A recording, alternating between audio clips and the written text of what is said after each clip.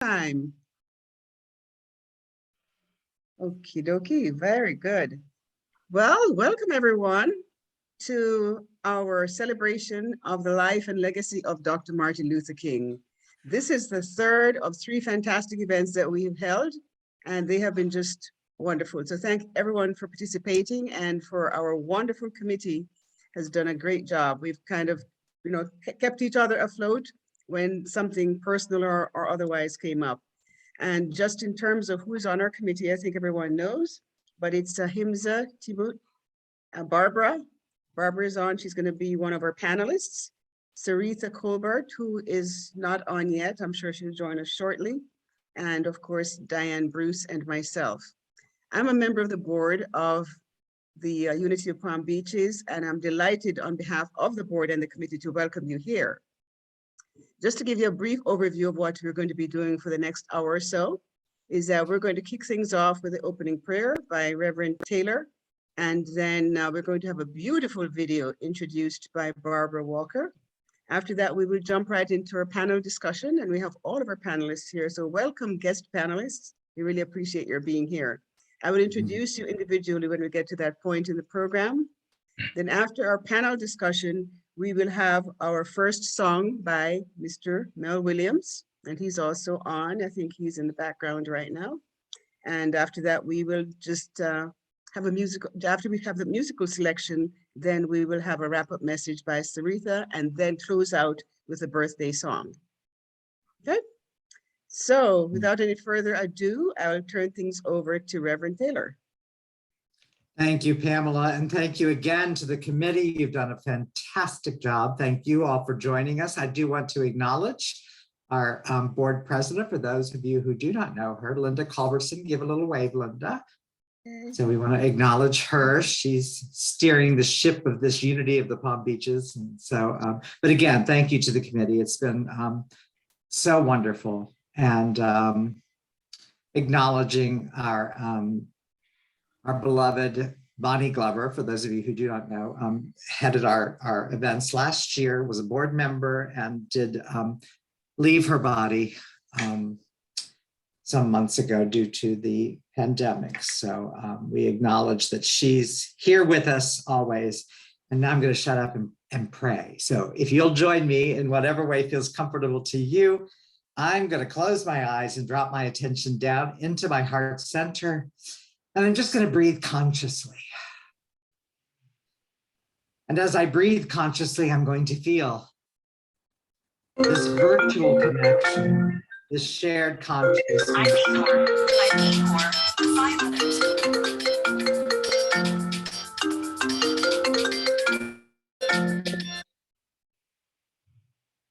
Sorry about Taylor, I just muted all. Go ahead.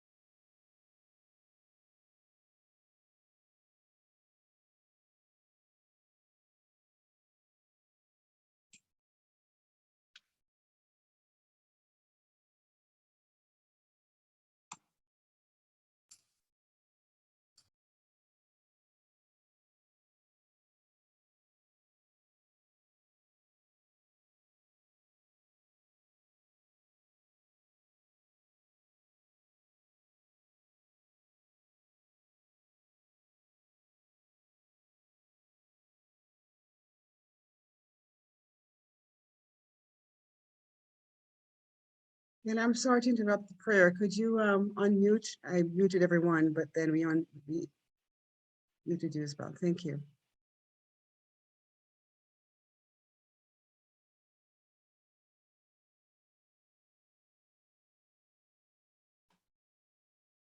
I'm sorry, was the prayer muted? Yes, unfortunately. That's okay. You know what? It's okay. Y'all have been wanting to mute me for a long time. Just celebrate. And so Sorry it about is. that. Yeah, there was someone's phone was doing its thing, so I decided to mute. Very good. So we have one more person joining us. And Barbara, I'll turn it over to you at this time to introduce the video, and then Diane will play the video. Thank you, Pamela. Thank you, panelists. I first would like to introduce the singer since she can't be with us, and I would love to be able to introduce her in person, but that's not possible this year. Diane and I are working so that will happen though. Her name is Pamela Scott. She is a jazz singer, and she writes. Cynthia Scott. I'm sorry, Cynthia. I got Pamela on the brain. Her name is Cynthia Scott, and she is a singer. She sings jazz, and she sings other genres as well. But she also writes her own music, and her writing is pretty much of the times, current and recurring. The song video I'm about to introduce, she did not write this one, but her brother-in-law did. And it is dedicated to Dr. Martin Luther King. It is called Song for Martin Luther King. It is a YouTube video, and you can watch it there. But in order to like it, you would have to be able to sign in, and I don't know how to direct you to sign in and watch this. But please enjoy the video. A Song for Dr. Martin Luther King by Cynthia Scott.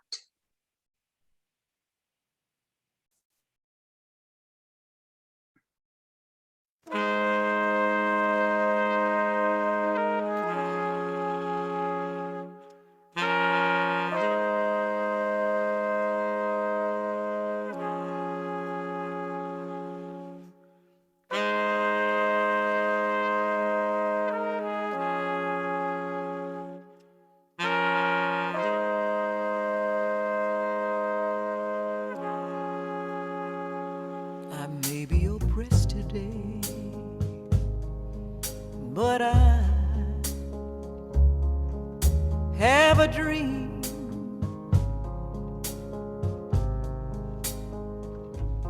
I may be distressed today,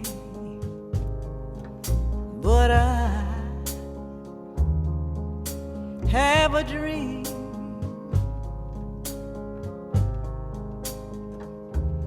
I have a dream about a day when for all of God's children, God will surely make a way. And these are the words of Dr. King. He said, I have a dream.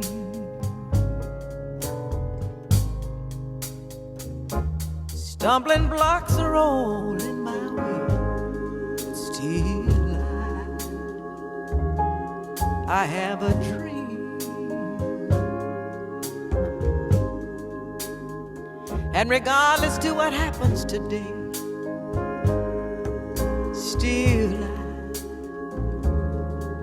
I have a dream. I dream about a day when there won't be no black and white, nothing but God's children walking in the light. Deep in my mind I can see the unforeseen, because I have a dream.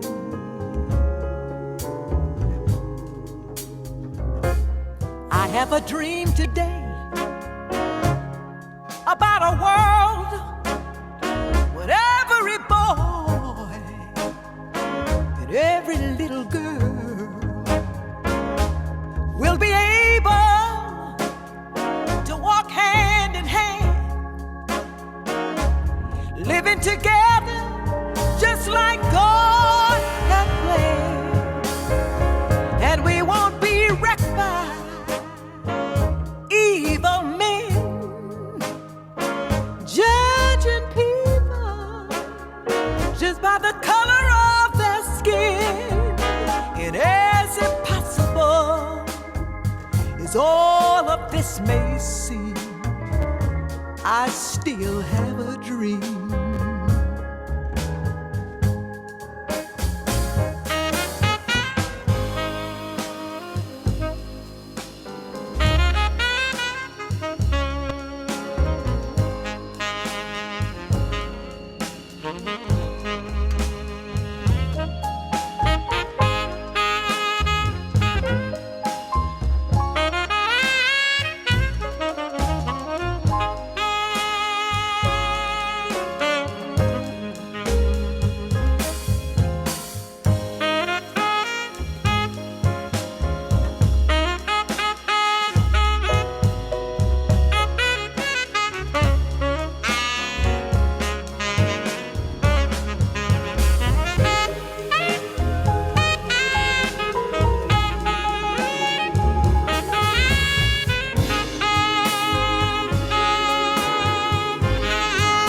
Oh, I have a dream today about a world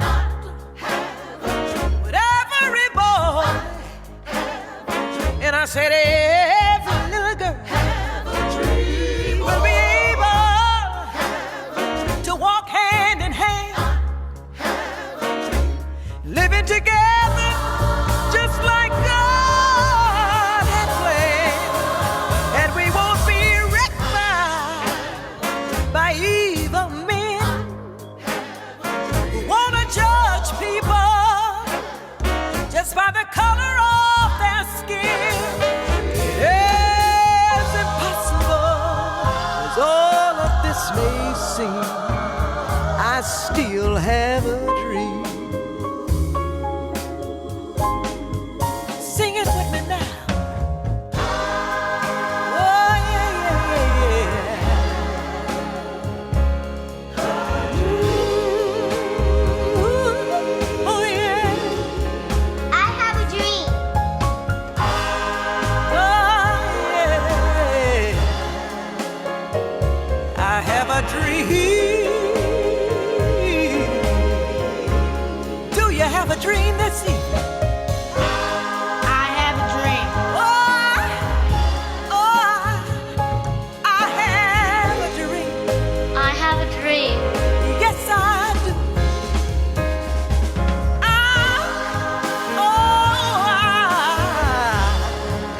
I have a dream. have a dream.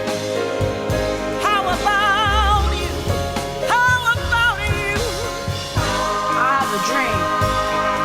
I have a dream. Yeah, yeah, yeah. Oh, I have a dream. I have a dream.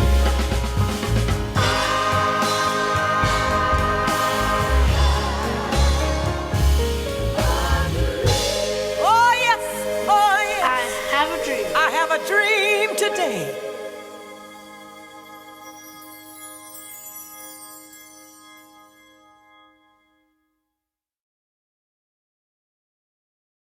Wow, that was amazing. That was poignant. Thank you so much, Barbara, for sharing that video. And we had an opportunity on Saturday to meet Miss Cynthia Scott. Oh, by the way, just a personal aside, you said Pamela Scott. Guess what? That was my maiden name. So anyway, let's move on. And one added note about Miss Cynthia Scott. She was once a backup singer for Ray Charles. She was a member of the Raylettes. Absolutely. That's fantastic. Thank you so much. And that was an awesome, awesome video. May your living and dying not be in vain.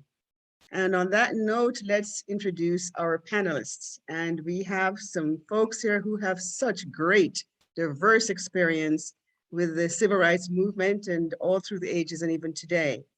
So I will go in the order that I have my notes here, and you just met Barbara, so I'll start off with her. And Barbara says that she's a lifelong truth seeker and unity student. Until her mid-teens, she grew up in the pre-civil rights South. So I'm sure she has a lot to share with us. And she experienced civil rights movement from New York City, but was keenly aware of the need that the movement to be successful. Dr. King's message of nonviolent, I'm re-entering Donald, give me a second, please. Dr. King's message of nonviolent solutions resonated with her. Both his life and death affected her profoundly. And after moving to West Palm in 1996, she began to earnestly work to fulfill the civil rights dreams and promises by joining and working with organizations that were dedicated to equity and equality for all. So I'm going to introduce each of the panelists now very briefly, and then we will go around the bend and have everyone share with us, what the legacy of Dr. Martin Luther King actually means to them, to their lives and to their passions, and how they've carried out any kind of work in the civil rights movement, and then bring it forward to today. So we have Alan re-entering the room, just a second. Okay, so next up is Mr. Paul Stewart. And Paul is right in the middle of the screen, in my screen anyway. And Paul is the co-founder of the Albany-based Underground Railroad Education Center. He's recently retired after 23 years with the Community Loan Fund of the Capital Region Incorporated, most recently as Director of Training and Technical Assistance. Together with his wife, Mary Liz, they organized the Underground Railroad Education Center in 2003. The center is a nonprofit that uses the story of the Underground Railroad to empower and energize people as they relate today's issues to the Underground Railroad story. Welcome, Mr. Stewart. Welcome, Paul. And next up, we have our own Gail Naismith. And Gail was actually born, she currently lives locally in West Palm, and she's been coming to Unity for quite a while, right? And she is married to another one of our members at Unity of the Palm Beaches, Carolyn Burden. And she is the mother of 3 sons and 3 bonus sons, and a proud grandma of 3 grandkids and bonus grandkids, and totally blessed, right? She's also a volunteer for an organization called Sleep in Heavenly Peace in West Palm Beach, which builds and supplies beds and bunk beds to kids of families who are in need. When they deliver beds to homes, they put them together and set them in place and make the bed supplying new mattress, sheets, and pillows. And her motto, or the organization's motto, is "No kid sleeps on the floor in our town." Thank you so much, Gail. That's absolutely wonderful work. And we have Ruth Berman, and Ruth is joined. Thank you very much, Ruth, for joining us. And Ruth has a very long bio and, of course, related experience. So I'll try to summarize. If there's anything that you'd like to introduce yourself with that I may have missed in your bio, please do so when you're doing your panel piece. Ruth is retired from the New York City Board of Education, and her life has been in politics in this country, New York and Florida. It still is. She divorced her ex-husband and remarried her friend.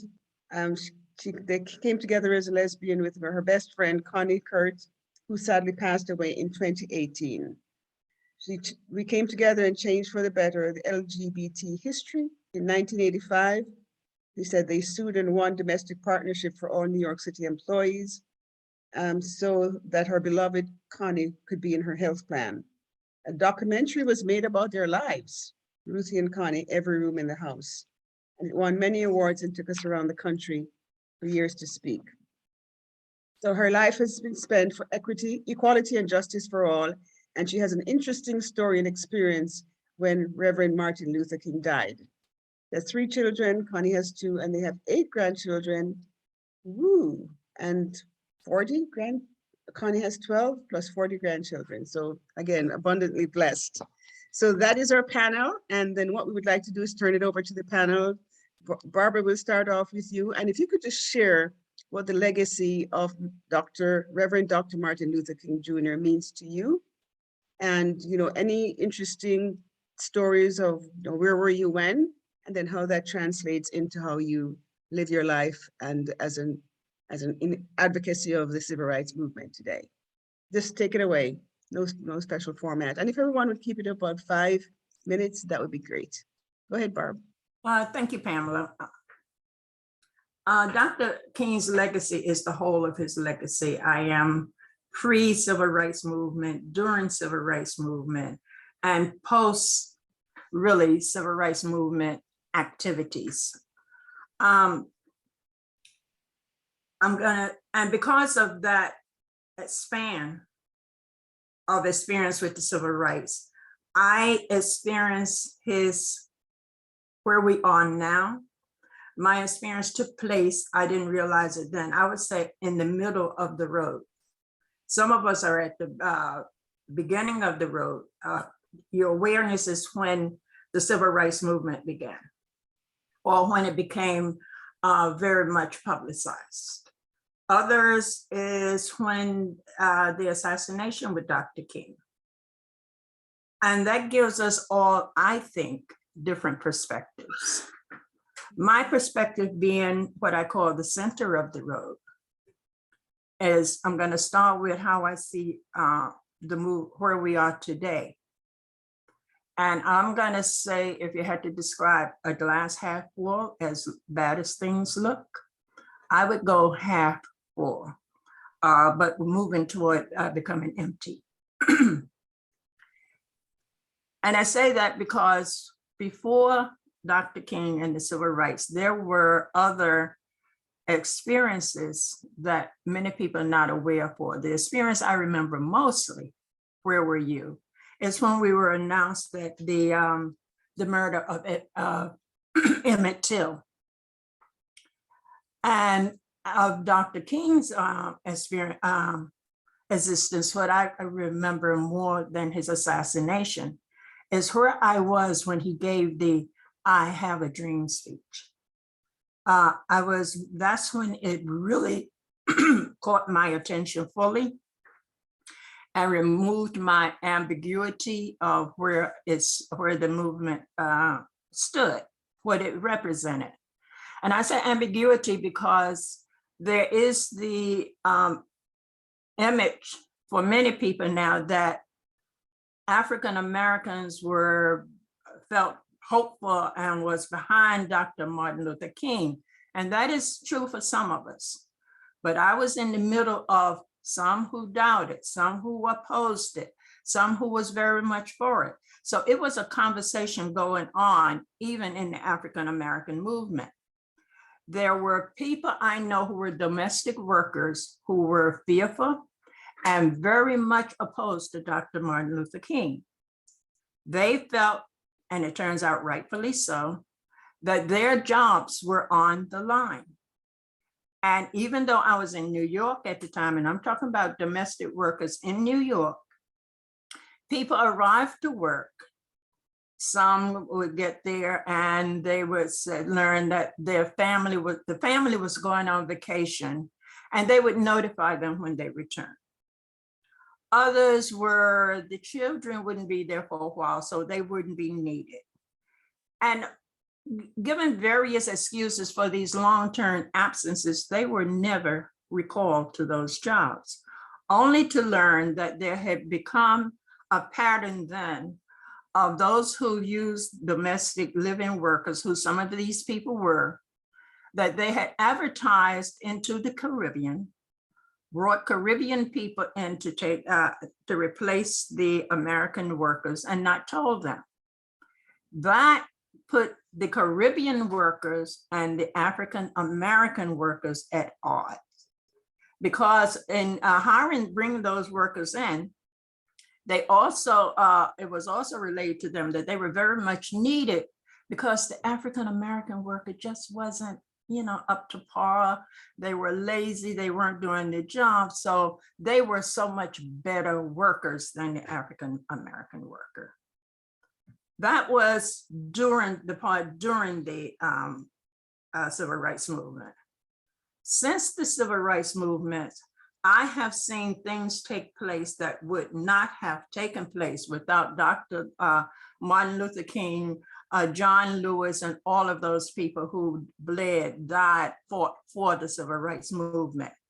The interracial couples that we are seeing today on television and everywhere, perhaps it would have happened anyway. You can never say it wouldn't have, but I could definitely say that with the way things were at that time, legally aware, and when not legally aware, that widely condoned, we would not see that. The march that took the Black Lives Movement that was able to march mostly unmolested by the police would not have happened. When I say now that we are moving toward the glass half empty, is because I've been there and seen that.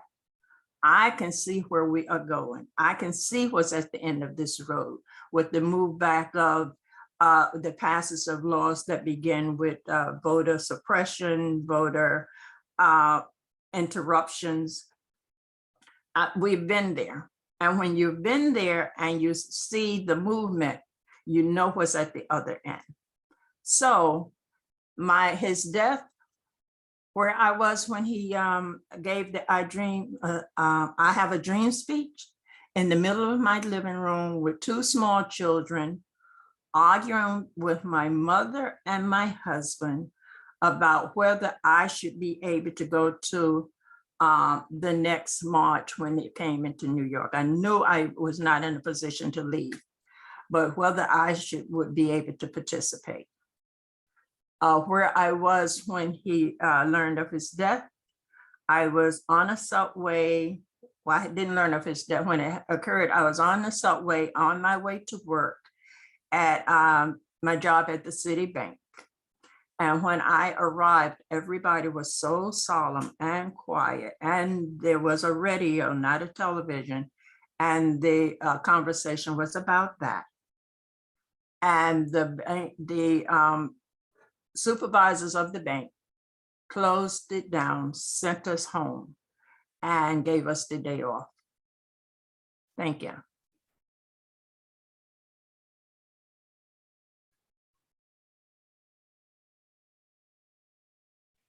Thank you very much, Barbara. That's enlightening. And I think we all have experiences about where we were when, and it's really educational to hear where you were and the impact it's had on your life, because I know that you definitely are an advocate and a champion of the civil rights movement even today. So next up, we're going to bring on Mr. Stewart. Paul, if you could share with us your recollections of where you were when and anything related to the legacy and the impact of Dr. King's life. It's thank you for the invitation to participate in this program. I think it's every year that we come to January 15th. It's a great time to reflect on the story of Dr. Martin Luther King and the work that he did and the principles that he espoused. And I think it's good to always certainly set them in the context of the larger story of the struggle for rights in America. When I think about the story for the struggle of rights in America, because of the work that my wife and I have been doing over the past 22 years in terms of exploring the story of the Underground Railroad and articulating the story of the Underground Railroad and researching it, I do always see it, certainly the abolition movement in that early period as the first civil rights movement in the country, the first mass movement in the country for civil rights. And the experience of the civil rights movement in the 1950s and 60s, of course, is a continuation of that story, because it never really stopped or rested or was put aside. It was always something that continued as a struggle throughout the life of this country. And Dr. King is a very special person, certainly for all of us who are concerned about justice, and for all Americans, really. A very special person because he was a standard bearer, and as he liked to say, a drum major for justice, and a person that really put his life on the line, knew he was doing. He has another saying, it's never wrong. I forget exactly how it goes. It's never a bad time to do what's right. I think that's the way, something like that. And he really struggled to do what was right. And along the way, he recognized that his life was really on the line for doing what was right, and for standing up for justice.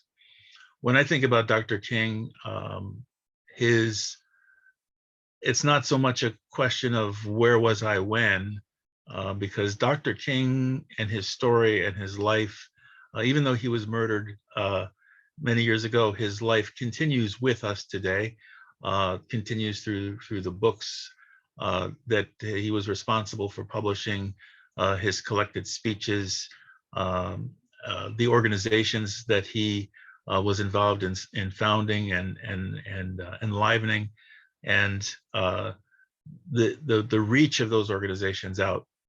One of the things that really stood out in my mind much more so was, I believe in March of 1965, when Martin Luther King came out against the Vietnam War. He pointed out that there was millions and millions of dollars and life and energy being put into prosecuting the war in Vietnam, and yet the federal government was unable to protect the rights of Black people and poor people in Alabama and other places. And it seemed a horrible injustice, and it was an injustice, and it is an injustice. So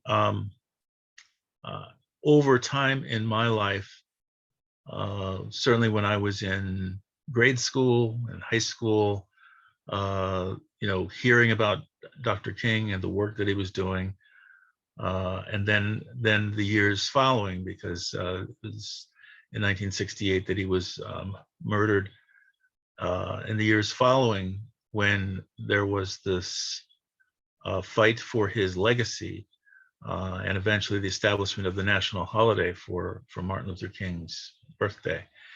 And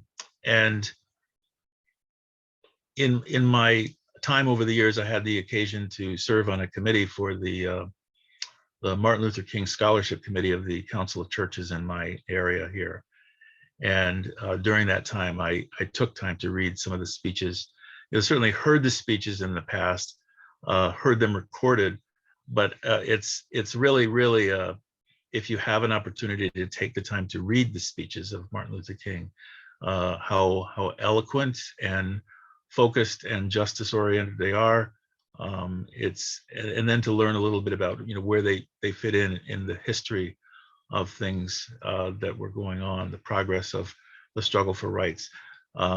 Again, something that I think is nourishing and enriching and strengthening, and really was that for me. And so Dr. King's life, I think, I just took some time this morning to read through a brief biography of his life, an biographical article about him. And it's always an eye opener. You learn new things about Dr. King as time goes on. Biographers get better at reporting the story, and you learn new things, and you can. I know for me, I relate my own life to what I'm reading. Where was I when? He was born in the late 1920s, and he was called to the ministry just years before I was born. And his work in Alabama and in Atlanta, as I was growing up, in my experience, and as a child going to school, and hearing about his work in the background, and then now kind of going forward, all of our lives sort of blend together. And it's the work that he did that made it possible, really, for so many other things to happen subsequent to that. Things such as the election of Barack Obama to the presidency, even. These are important things, and I resonate, with the discussion about the struggle for today around voting rights and so many other issues that are important in terms of protecting the rights of individuals and their freedoms and the way in which those things are under assault today. So we do have to be vigilant. We do have to join in, whether it's the Black Lives Matter movement, the voting rights movement, so many other things that are important in terms of advancing human rights and civil rights, the rights of African Americans and other minorities in the country. And moving forward to a time, and I think that this is where the I Have a Dream, theme pops in, that we were moving forward to a time when we can enjoy that kind of society that King was talking about, having been to he's been to the mountaintop, he's looked over and he's seen the promised land, and just like Moses, and he says he may not get there, but he does want for all of us to get there, and I think that we can get there, and I do believe that we will persist in the present, in the fight for voting rights, for equity and justice, and I know that we will be able to overcome, and we're going to see those days in the future. And it's what's funny to me is that I don't know about you, but I know in my years growing up, I never thought about in a sense of this is going to be a tomorrow sort of event, the elimination of prejudice and whatnot, and yet suddenly, all of a sudden, I want to say like all of a sudden, as we were in the process of working around other things, such as women's rights and the advancement of causes for women, along came somebody who from an experience that was a little bit different, that was part of the broader experience. I'm thinking of Barack Obama here, and he ran for president, was told, you're too young, you haven't been in the Senate long enough, it's not your time yet. Yet he ran, he was elected, people embraced him. So that future that we talk about when we think about the I Have a Dream speech, it could be tomorrow. It could be tomorrow. We could turn a corner. Now, I know that we're facing a lot of difficulty right now. A lot of the virulence of racism has kind of raised its head within the context of the Trumpism. But we can turn that corner, and I do believe that we will turn that corner. When that will happen, obviously, we look right now, I don't know. But I do believe we will turn that corner, and we will see that tomorrow, and we will see that the promised land. So thank you. Thank you very much, Mr. Stewart, for that hopeful message. Thank you so much. And now we'll turn it over to Gail, who will share her memories, recollections, and learnings from Dr. Martin Luther King Jr. Good morning, everyone. I hope it's still morning. I managed to get out of the house without a watch today, but It still is. it's good to see all of you and to be here. And I'm a little bit honored to have my perspective, I guess, considered in this. I was a very small toddler person when Dr. King was assassinated in April. I was just 4 years old. 4 3/4, let's say, years old. And I didn't know a whole lot about anything. I was just in my own little toddler world per se, but I remember the atmosphere in the house that day. It went from normal to a pretty different energy, I'll say. And I definitely didn't have the words to describe it then. And I struggle for the words to describe it now.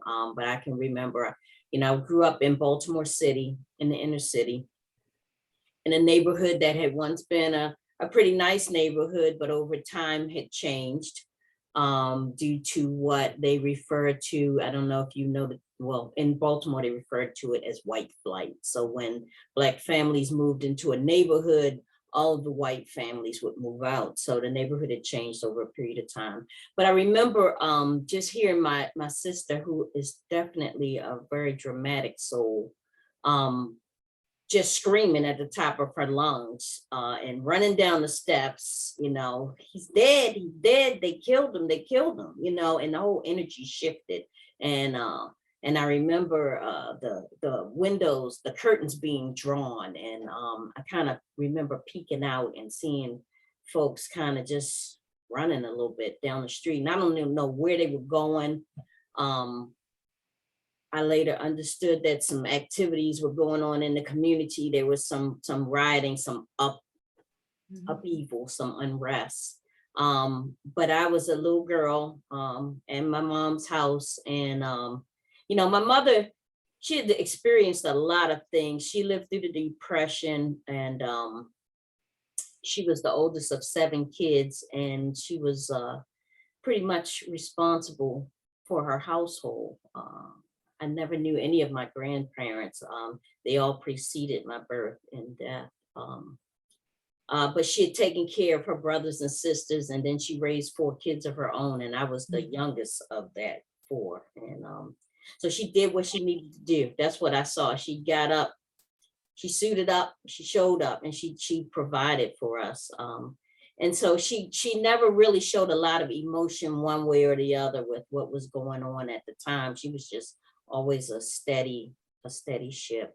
But I would later, grew up and kind of benefit from some of those things that Dr. King and the civil rights movement set in motion.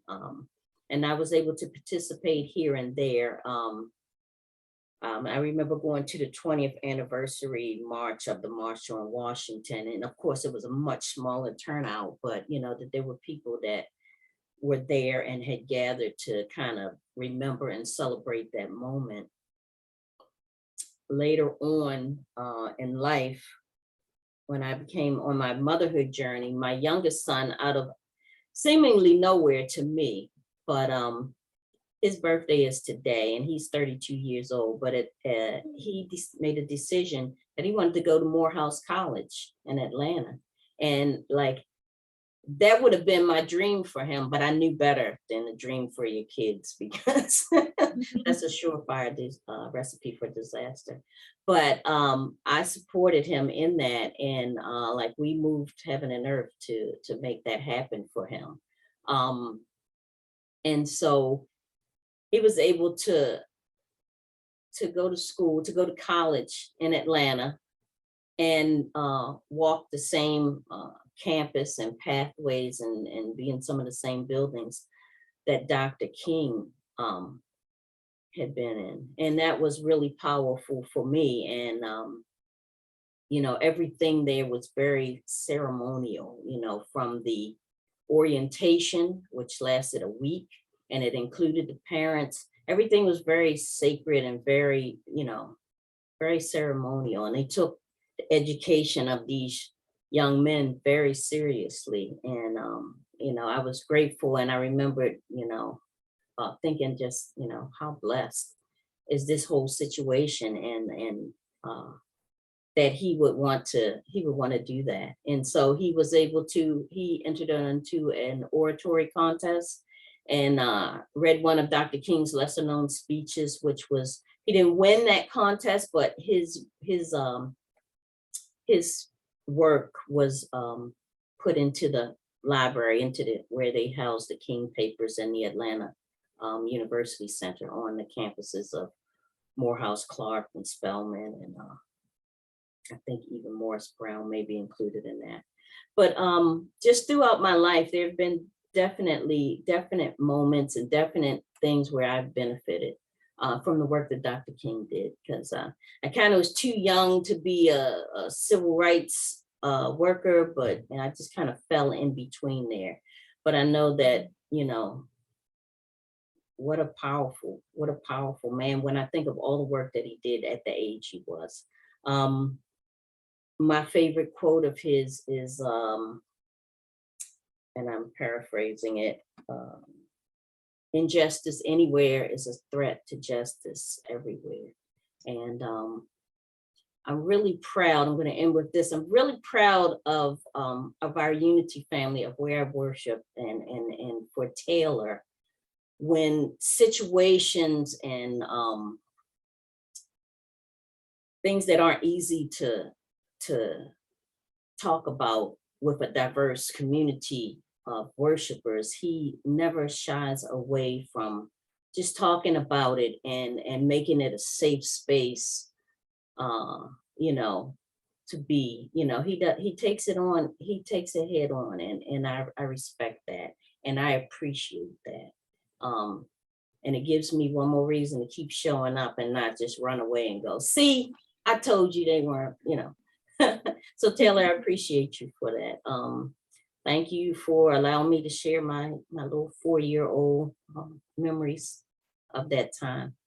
All right. Very good. Thank you, Gail. Thank you so much. Appreciate that. Okay, so we are definitely one more speaker and maybe another, but I need to get an indication from Ahimsa if she would like to say anything after Ruth speaks. Ahimsa, you can unmute and let us know. Hi. Would you like? Thank you like- for inviting me into the conversation. I'm just so happy to see so many people here participating. It really warms my heart. And the committee, the team that I worked with has done a phenomenal job. I have not been able to join, but my heart was with you this entire time. So I really appreciate you. Very good. And I should share with everyone here that Ahimsa is the chair of our committee. And so we thank you for your leadership, Ahimsa. I know you're going through some tough personal issues. So thank you for giving us the direction and for trusting us that we will carry through with what you wanted to see the committee do. Absolutely. I think when we first met, I talked about not having a leader per se, but working as a team. And that's exactly what we did. Because I had to step away, nothing stopped. Everything kept moving forward. And that's the way it should be. Fantastic. So thank you again. Thank you very much, Ahimsa. Good to see you, by the way. And Thank you. Ruth, we'll turn it over to you for some remarks along with the others.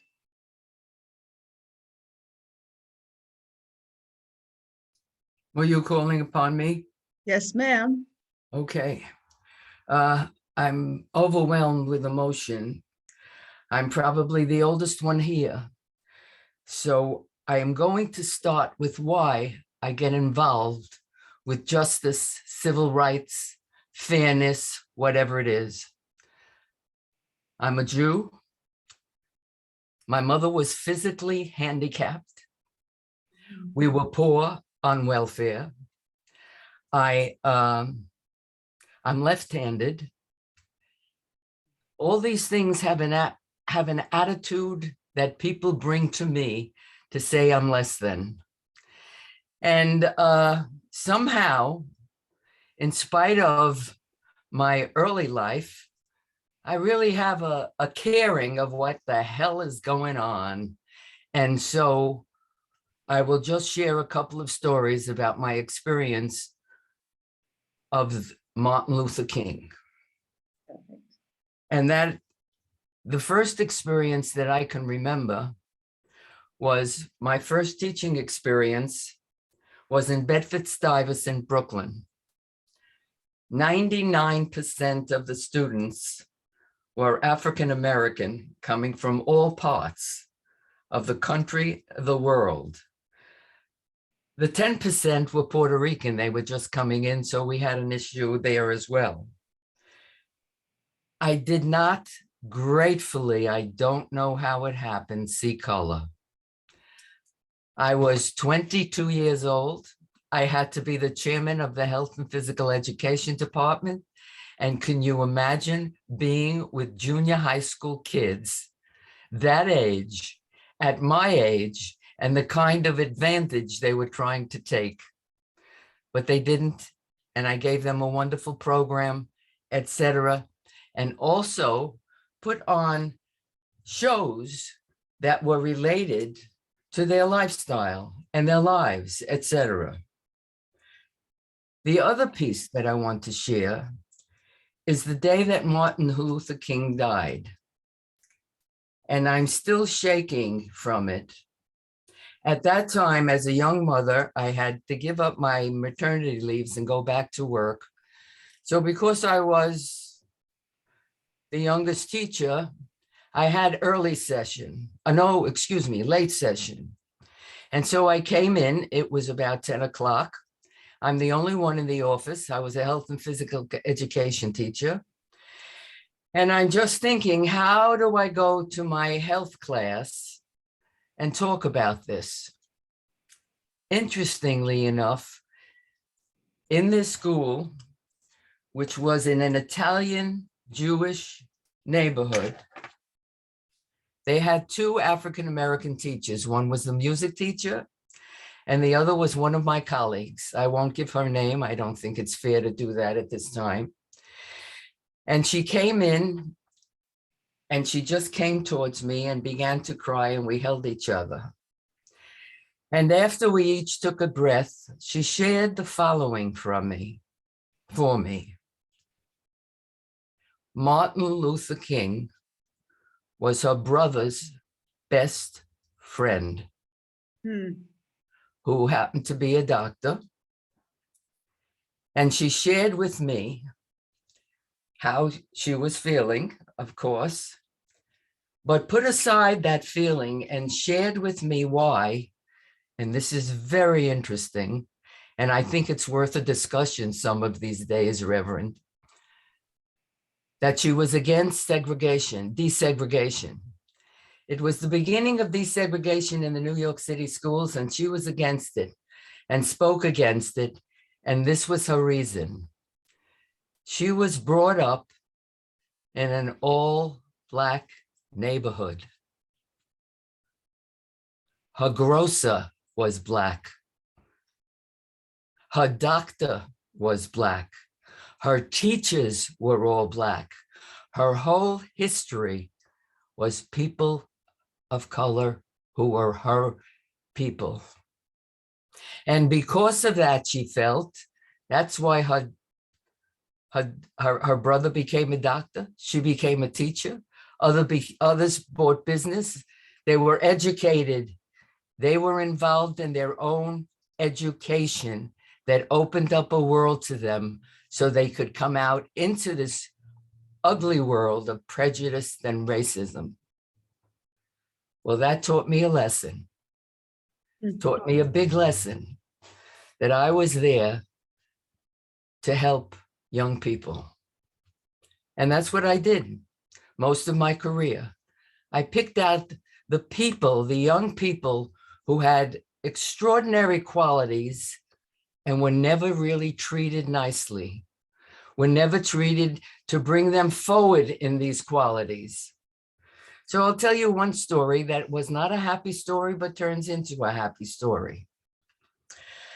Later in my years, I became a administrator, and then I became a guidance counselor. And I was the guidance counselor in the years of the 80s. Now we're going into the 80s. I was a guidance counselor, and I always, at the beginning of the semester, we got new kids. I had a senior class. I would meet with each and every one of them individually, find out about them, find out what they were interested in, because they were seniors. I was responsible for those college, work, whatever it was. And I meet this young man, again, who will be nameless, a stunningly handsome African-American young man, polite, and I'm looking at his record, magnificent, magnificent. So this crazy Jewish woman gets it into her head, and she says to him, what would you like to do? What is it that you're interested in when you graduate? He says, well, I'm going to work towards getting into law school because I want to be a lawyer. Well, click, click, click, lawyer. So what do I say to him? Would you like to go to Harvard University? 1985. Hopefully things changed by then. And so I said, okay, I have to meet your parents because they have to agree. I know I could write it up and easily get you in, easily. And so his parents come, lovely people, we talk, they said, okay, they were in a little bit of a shock. And I did get him into Harvard. A semester passes, there's a knock on my door, and there he is. Oh, we hug each other, wonderful, so nice to see you. But he's not smiling. He sits down and he says to me, Mrs. Berman, I want to leave Harvard. Leave Harvard? He says, yes. I've been there a semester. Not one person has spoken to me. I'm sitting all alone in the cafeteria. I have not made a friend. Did I go crazy? Did I want to scream? Well, I did get in touch with Harvard. I also wrote them a letter. And I said, okay, what do you want to do? He said, I would like to go to Columbia University. I said, perfect. So after we did the Harvard business, got him into Columbia University. He went to Columbia Law School. He became an assistant district attorney in New York. And then he opened up his own practice. Extraordinary. I'm not taking the credit. I'm not saying that. What I'm saying is that we have to do things for people that may not look right, but is right. And we have to put ourselves out into it so that we take care of them. And I don't take the credit, but I also think in our talking and hearing from all of you and what's going on, I want to read to you. By the way, CNN has a wonderful online program that is famous people, whether they're music artists or whatever, but African-American, who have chosen the sentence that they love that came from Martin Luther King. By the way, before I forget, because I'm an old lady, I forget, it's not enough just to have today. All of his words must be in every one of our educational systems and brought up daily, because they're not just words for African Americans, they're words for everyone, to make mensch out of us, people out of us, what we're supposed to be, what God promised. So let me read what was important. One of the things, we are perhaps the only nation which tried as a matter of national policy to wipe out its indigenous population. Moreover, we elevated that tragic experience into a noble crusade indeed, even today. And I'm talking about today, although he said it years ago. We have not permitted ourselves to reject or to feel remorse for this shameful episode. Our literature, our films, our drama, our folklore, all exalted. And I'm sticking this in parentheses, and still does. It was upon this massive base of racism that the prejudice toward the non-white was already built and found rapid growth. That long-standing racist ideology has corrupted and diminished our democratic ideals. It is this tangled web of prejudice from which many Americans now seek to liberate themselves without realizing how deep it is and has been woven into our consciousness. Quote, Martin Luther King. We have work to do, lots of work to do. And the beginning of the work is when you're at Publix, where you're at Walmart, or wherever you go, you don't shut your mouth. You speak up and speak out when you see something that is hurtful to people of color, and it's there, and you can see it, even when they're checking out at Publix. I don't shut my mouth. And I thank you. I thank you, Ahimsa. I had no idea, still don't have the idea why you asked me to do this, but thank you. You're Oh, wonderful fantastic. people. And anytime you need me for anything, just let me know. Pamela has my information. Ahimsa has. I'm ready to go. I Thank you thank you very all. much. Oh, wow. Thank you so much. This has been a round of applause for the entire panel. We have learned so much. And I think we can sort of sum it up by saying we've come a long way, but boy, do we have a long way to go, right? Absolutely. So at this time, we'll turn it over to Mr. Mel Williams to sing us a song. Mr. Williams. Well, good morning. How's everyone? We're doing good. How about you? All right, good to see everyone. Now, you know, we're live, so it is what it is, you know? That's good. Run with it. Exactly. I'm gonna start out with Imagine, John Lewis, John Lennon.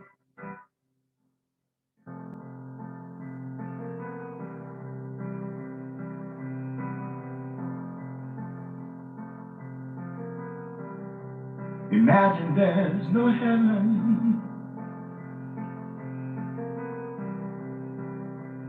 It's easy if you try. No hell below us. Above us on the sky high. Imagine all the people living for today. Imagine there's no countries. Isn't hard to do. Nothing to kill or die for. And no religion too. Oh yeah. Imagine all the people living life in peace.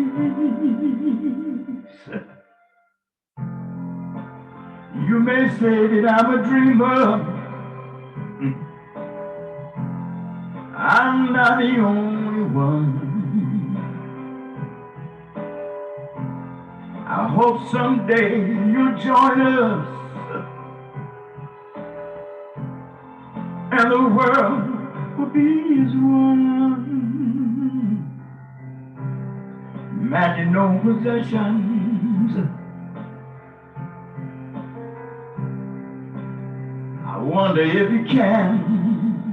Oh. Need for greed or hunger. Brotherhood of man, oh yeah. Imagine all the people sharing all the world. You may say that I'm a dreamer, oh yeah, but I'm not the only one. I hope someday you'll join us and the world will live as one.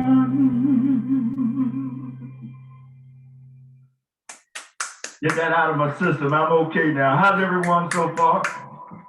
We're okay, everybody good? I would like to do one, but before I even sing this next song, I gotta say my uncle was a preacher. And in Memphis, Tennessee, my mom wanted me to, and actually he lived exactly 2 miles away from Stax Records. And my mother, we were down in Florida, and mother wanted me to go up to Memphis and live with my uncle, because my uncle and my family knew so many people in that, in the city. and they could hook me up with in the business. And I was a young fella, and I told I said, Mom, I don't want to go nowhere. I want to be with you. I want to live with you. I don't want to leave you. And she said, but honey, you can be famous. You can get rich because the music will make you rich. I said, Mama, I don't want to be rich. I just want to be with you. That's a true story. That's a true story. I'm going to sing one more song and then we're going to go turn it back over to everyone. Everybody hear me okay? Yeah, Mr. Williams, can you hear Yes. me? Can you hang on just 1 second? We're going to have one of our members, Sarita Colbert, just do a thank you to everyone, and then we're going to have you sing us out with the birthday song. How is that? Okay.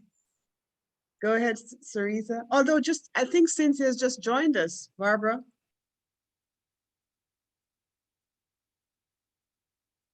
Hello, Cynthia. Hi, how are you?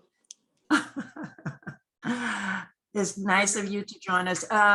This is Cynthia Scott, the singer in the video, the producer of Yeah. the video. No, I'm so sorry, you all know. This is Cynthia Simmons. Oh, But still, hello, greetings, peace and blessings. Okay. And I'm glad to mute thank my you very mic. much. All righty, that's Okay, no Cynthia, problem, Simmons, we're Cynthia. glad to have you with us as well. Absolutely. So I'll turn it over to Sarita. Sarita, would you take it over, please?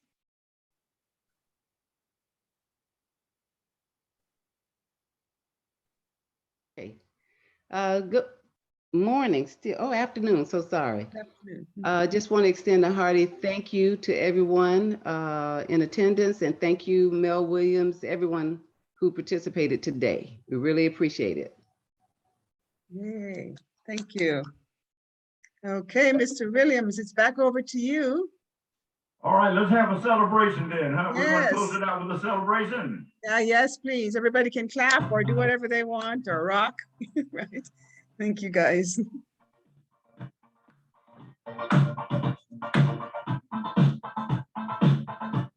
My wife is in the background there. I told her to be my party. It's a party, right?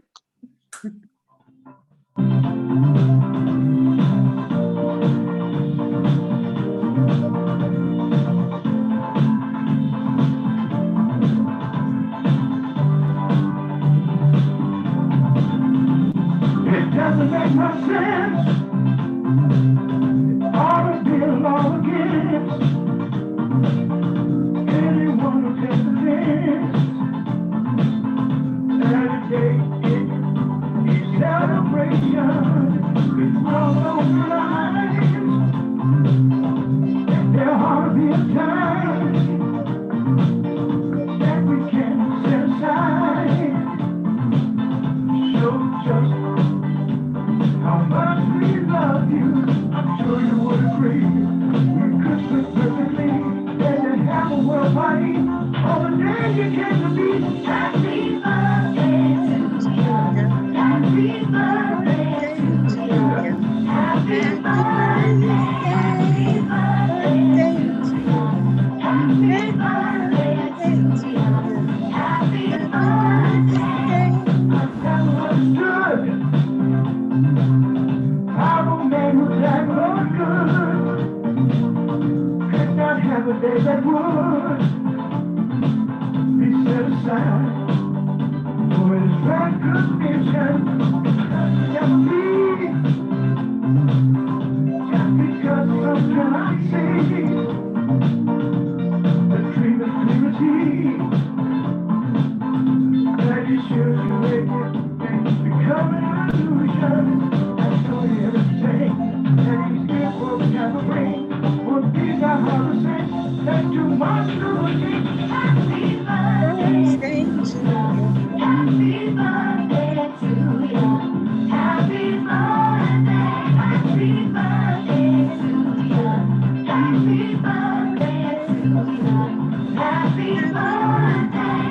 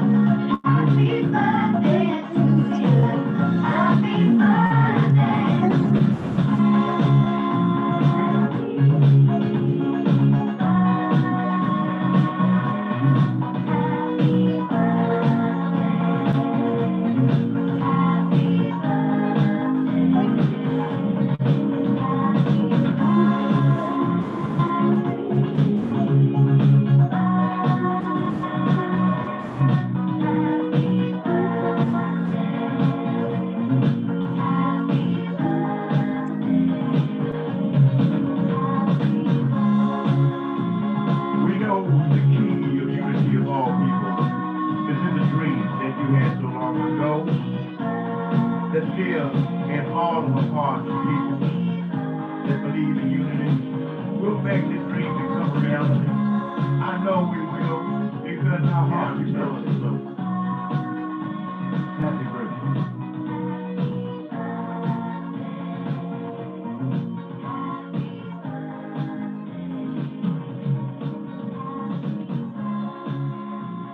Yeah.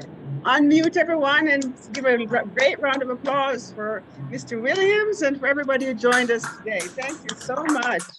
Thank you so much. And since you're unmuted, we should all say, happy birthday, Dr. King. Happy birthday. birthday, Dr. King. Happy birthday, Dr. King. There we go. All righty. Thank you everyone for joining us. Have a great day. And let's keep the message alive and the legacy alive. Take care. Bye-bye.